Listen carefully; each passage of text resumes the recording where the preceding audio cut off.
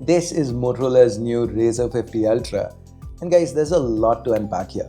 This is a very interesting flip phone and today I'm working with Motorola to show you everything you need to know about it. As always, neither the script nor the video itself have been shared with the brand beforehand. With that said, if this is your first time here or in case you just can't remember, my name is Ash, you're watching C4E Tech and let's get started.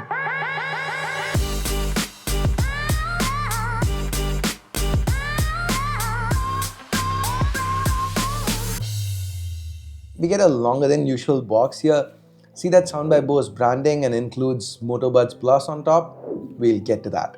Motorola's only selling one SKU in India, 12512, which is what they've sent me. Once we open up the box, we've got an insert to the top which houses the safety information booklet and quick start guides for both the phone as well as the Buds Plus. Then there's a SIM ejector tool alongside a color matched hardshell case. And no, it's not dusty, that's the pattern on it. Anyways, let's now get to the Razr 50 Ultra, removing the protective wrap. This is the green SKU. Motorola also offers this phone in a dark blue as well as peach fuzz. Initial impressions, it feels quite compact folded and there is a satisfying snap when you close it. Now the case, it comes with adhesive strips on the inside. You need to peel them off to put it on. Here's how it looks with the case on. Anyways, digging further into the box, we've got a USB Type-C to Type-C cable, some replacement tips for the Buds Plus, then there's this 68 watt turbocharger, though note that the Razr 50 Ultra tops out at 45 watts. Finally, we've got the Buds Plus. Guys, I really like how they've included it in the box with the branding up top to clearly mention it, because this indicates that, say, 3 weeks from now, once the videos are done and dusted, it's not an offer they are planning to pull. So good stuff for the consumer. Now coming to the Razr 50 Ultra, it feels nice in hand. That vegan leather back, it adds to the grip. We get Gorilla Glass Victus for protection here. The phone is IPX8 certified, so it can handle water, and they've also provided smart water touch so the display can be used when your hands are wet.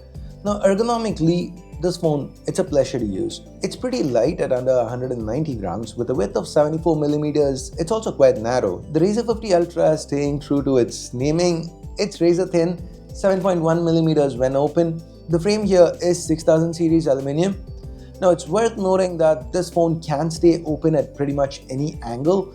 That's because of the work Motorola has put into upgrading the hinge. They also say that this hinge, it has an above average radius, so when the display folds, when it curves, there's not as much stress on it. So that should result in one of the most minimal creases on any flip phone ever. Honestly, to me, it's not noticeable at all unless I'm looking at a light source reflection or exactly pressing on that area.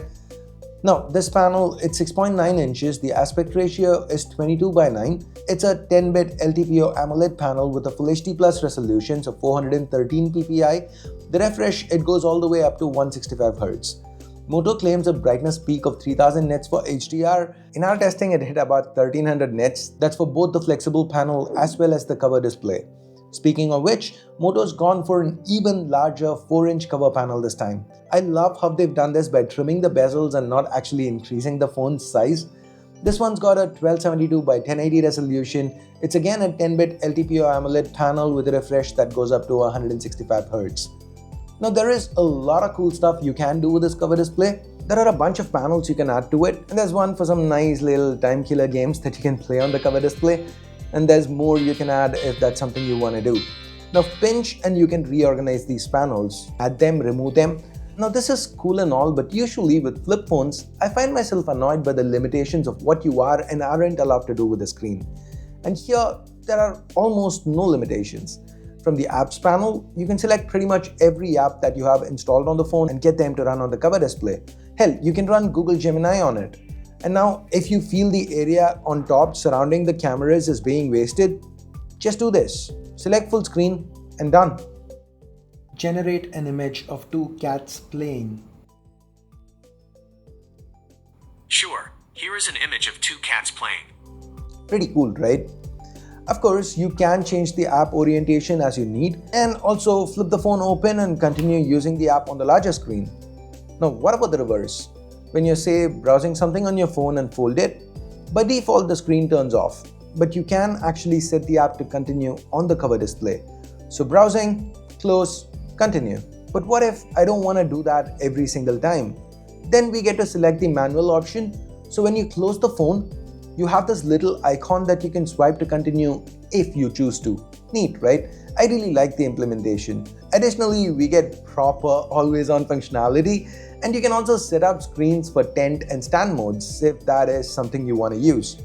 From a software perspective, the Razr 50 Ultra is running on Android 14 with Hello UI on top. Motorola is promising 3 years of Android version updates and 4 years of security patches.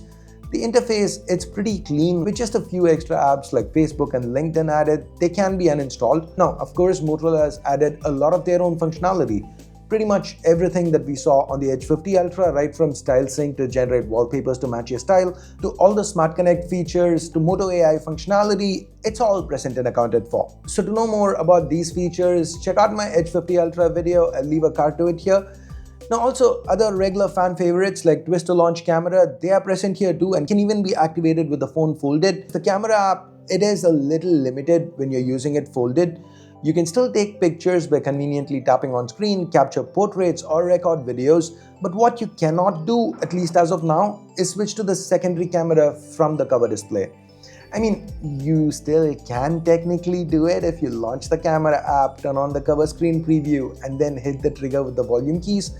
But you get what I'm saying. I hope this is something Motorola addresses and adds in a future update. Now with videos, given this is a flip phone, it's got a camcorder mode. I really like how Motorola has implemented it. You can swipe left to right or top to bottom to zoom in, so you can capture videos like this. It was fun. The cameras themselves, you get two to the back. The primary is a 50 megapixel Samsung GN8. It's been paired with a f1.8 lens that's optically stabilized. Initial impressions, it seems to shoot detailed images with slightly warm tones. As always, there is an auto enhance option if you want just a little more pop. Even under low light, it seems to do well. The secondary is yet another 50 megapixel sensor, the Samsung JN1 this time. This is paired with an f2 lens which allows for 2x optical zoom. So basically you get to shoot portraits like this. Video recording tops out at 4K 60 and the footage looked good with excellent stabilization. There's a selfie camera on the inside. This is a 32 megapixel OV32B sensor. It does quite a nice job with the detail with the skin tones, but man, on a flip phone, when you can shoot selfies like this with the primary camera, outside of video calls, I don't really see myself using the regular selfie camera. Now, the Razr 50 Ultra, it is powered by Qualcomm Snapdragon 8S Gen 3, which is a step up from the 8 Plus Gen 1 on its predecessor, but I do wish Motorola had gone with the 8 Gen 3 proper here. Now, in a way, I guess I get why they are doing this, because flip phones are never going to be performance powerhouses, because given the space constraints, thermal throttling is always going to be an issue regardless of the manufacturer. Anyways, you get 12 gigs of LPDDR5X RAM and 512 gigs of fast UFS 4.0 storage here. And all this is backed up by a 4000 mAh battery, which by flip phone standards is ample. With the included turbocharger charging at 45 watts, you should get to 50% in a little over 15 minutes and a full charge in about 45. There is also wireless charging support at up to 15 watts, and reverse wireless charging is an option too if you wanted to say quickly top up those Buds Plus. Now Motorola has priced the Razr 50 Ultra at 1 lakh rupees, which is 10,000 rupees more than what they launched the 40 Ultra for last time. But this time they aren't selling the base 8256. Instead, they are offering the higher 12512 SKU, and there is the Buds Plus in the box. Also, Motorola is providing a 5K discount to begin with an extra 5K Instabank offer, bringing the effective price down to 90,000. So what do you think about this pricing? What do you think about the Razr 50 Ultra? Let me know in the comments below. Thanks for watching. Have a nice day. Ash out.